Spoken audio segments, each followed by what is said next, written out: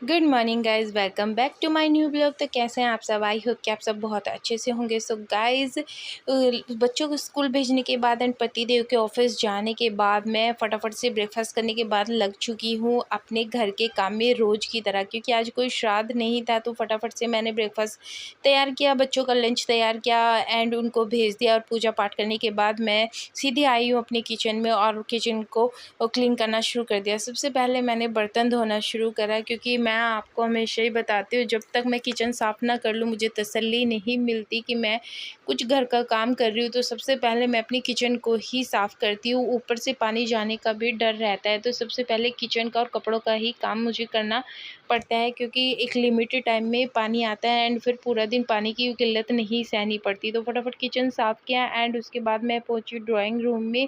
और जो drawing room की बेडशीट वगैरह थी आज वो मैंने चेंज कर ली, क्योंकि श्राद्ध नहीं था तो बहुत ज़्यादा काम भी नहीं था।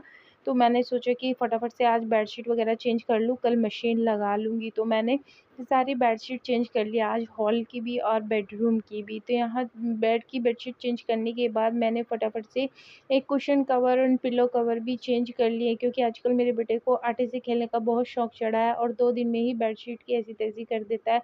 तो इसलिए फटाफट मैंने सारी बेडशीट क्लीन की एंड उठाए बेडशीट और उठाकर मैं चलती हूँ धोबी घाट की तरफ, यानी कि मशीन की तरफ। आज इन सबको धोऊँगी नहीं, बस मशीन में डाल के छोड़ दूँगी। उसके बाद पहुँची बेडरूम में एंड बेडरूम में आप देख सकते हैं आज ब्लैंकेट भी नहीं उठे हैं, क्योंकि आजकल बच्चों के चल रहे हैं mid terms and mid terms में क्या होता है, बच्चे जल्दी आ जाते हैं। तो फटाफट से मुझे भी काम करने की बहुत जल्दी रहती है, इसलिए आज सुबह का वीडियो भी शूट नहीं कर पाई थी। ब्रेकफास्ट के बाद से ही ब्लॉग बनाना शुरू किया है। तो कपड़े वपड़े कुछ भी नहीं उठे थे, तो मैंने यहाँ ब्लैंकेट उठाना शुरू कर दिया एंड ब्लैंकेट को फ़ोल्ड कर दिया।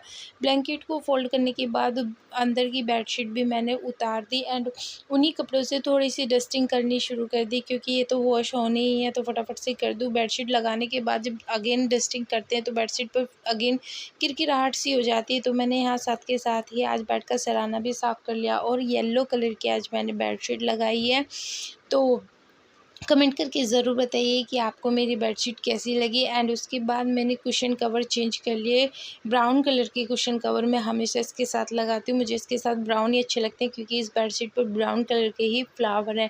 एंड पिल्लो कवर वगैरह सब चेंज करने के बाद अगेन मैं पहुँचती हूँ किचन में, क्योंकि जो बर्तन धोए थे उनका पानी एक्स्ट्रा जो है वो निकल चुका होगा। तो मैं सारे बर्तन अरेंज करके फटाफट से किचन की स्लैब को साफ़ कर लूँगी, सारे यूटेंसिल अरेंज कर लूँगी, क्योंकि भैया मुझे नहीं पता इतनी सारे स्पून्स कहाँ से हो जाते हैं सुबह-सुबहतो फटाफट से मैंने सारा काम करने के बाद किचन को साफ़ कर लिया है एंड ड्रॉर को भी अच्छे से साफ़ कर लिया। सुबह की भाग-दौड़ में कहीं आटे के हाथ ड्रॉर पर लग जाते हैं, तो कहीं तेल के, और वो जब तक साफ़ नहीं होते तो वो गंदा लगता है, तो इसलिए गीले कपड़े से उनको भी साथ के साथ ही मैंने साफ़ कर लिया। उसके बाद मैं पहुंची बेडरूम में एंड झाड़ू लगाना शुरू कर दिया। डीपली झाड़ू लगाने के बाद ही पोछा लगाने का भी मज़ा आता है, नहीं तो सामान इधर उधर से निकलता रहता है, क्योंकि बच्चे सब फैलाते रहते हैं। इसके बाद मैं पहुंची नहाने एंड नहा धोकर मैं फाइनली अब आ चुकी हूँ। वैसे तो मैं सुबह नहा धोकर ही पूजा पाठ करके ही किचन में घुसती हूँ एंड किचन का काम करती हूँ, बट काम करने के बाद फाइनली एक बार फिर से नहाती हूँ ताकि एक फ्रेशनेस आ जाए।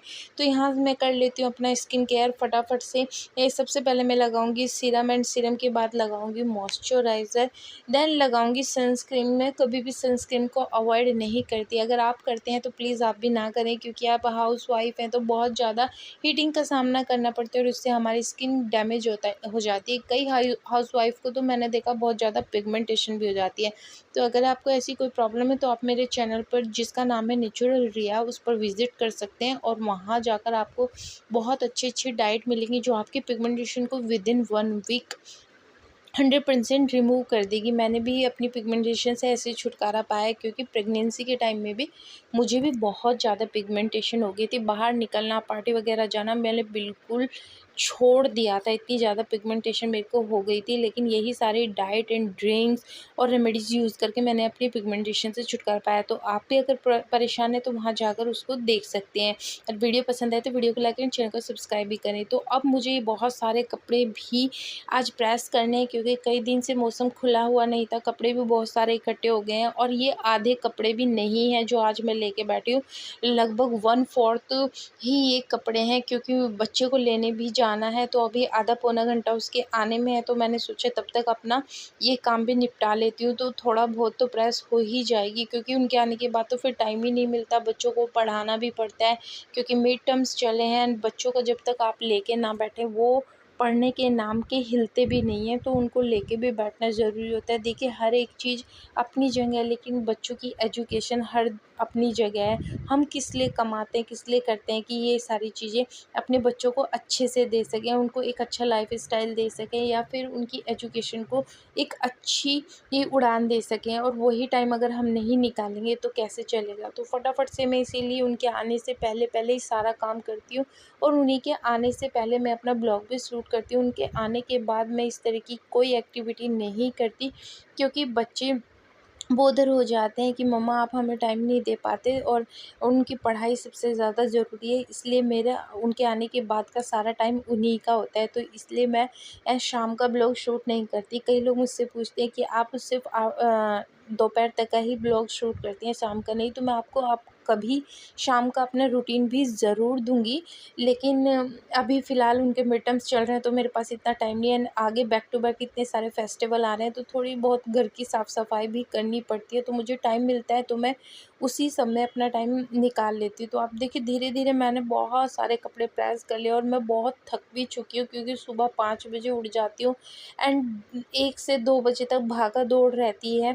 कभी बेटा आता है तो तब तक उसका काम करो, फिर बेटी के आने का टाइम हो जाता है, एंड उसके आने के बाद तो फिर बहुत ज़्यादा काम बढ़ जाता है, क्योंकि 3 बजे वो आती है, और उसके बाद तो लगभग शाम का काम ही शुरू हो जाता है। तो यहाँ मैंने बहुत सारे कपड़े प्रेस कर लिए, ऑलमोस्ट मेरे सारे कपड़े जो मैं लेकर बैठी थी वो प्रेस हो चुके हैं गाइज़, एंड यकीन मानिए कमर की जो बैंड बज गई ना वो मुझे ही पता है, बट करना है, क्योंकि मुझे अपने हाथ से ही अपने काम करने में सैटिस्फैक्शन मिलता है, इसलिए मैंने घर पर कोई मेड भी नहीं लगाई। कई लोग कमेंट करके पूछते हैं कि मैम आप इतना काम करती है, इससे अच्छा तो मेड लगा लें, लेकिन मुझे ना अपना काम खुद ही करने में अच्छा लगता है। एंड जब आप अपने हाथ से कोई काम करते हैं तो उसमें आपकी पॉजिटिविटी होती है, आपकी मेहनत होती है, एंड अपने परिवार के लिए आपका प्यार भी होता है।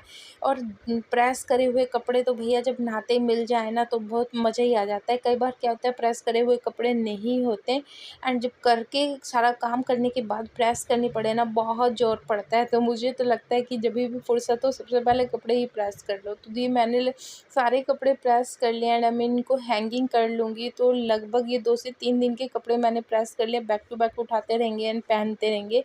अगेन जब मुझे फिर से टाइम मिलेगा तो मैं इसी तरह से बहुत सारे कपड़े फिर इकट्ठे करके प्रेस कर लूँगी। एंड यूनिफ़ॉर्म वगैरह तो रोज़ ही प्रेस करनी पड़ती है, और पति के ऑफ़िस के जो कपड़े हैं वो भी रोज़ ही प्रेस करने पड़ते हैं, क्योंकि भैया उनको तो बाहर जाना है तो अच्छा ऐसे होके ही जाना पड़ता है। नहीं तो ना उनकी बुराई नहीं है, मेरी बुराई है कि अगर मैं अपनी फैमिली को टाइम पर प्रॉपर चीज़ें ना दे सकूँ। सारे कपड़े अरेंज करने के बाद अब मैं चलती हूँ इनको हैंग करने, बारी-बारी जिसके जहाँ हैं उसी के सेक्शन में वार्डरोब में उनको लगा दूँगी। तो ये सारे कपड़े मैंने हैंग कर दिए पतिदेव के एंड बेटी के, एंड अपने बेटे के और मेरे कपड़े मैं एक जगह रखती हूँ, क्योंकि ये लोग ना हाँ जल्दी-जल्दी में अपने कपड़े उठाते हैं और अपनों के साथ हमारे भी कपड़े ख़राब कर देते हैं। तो किस-किस के घर में ऐसा होता है कमेंट करके ज़रूर बताएँ। आज का ब्लॉग मैं अपना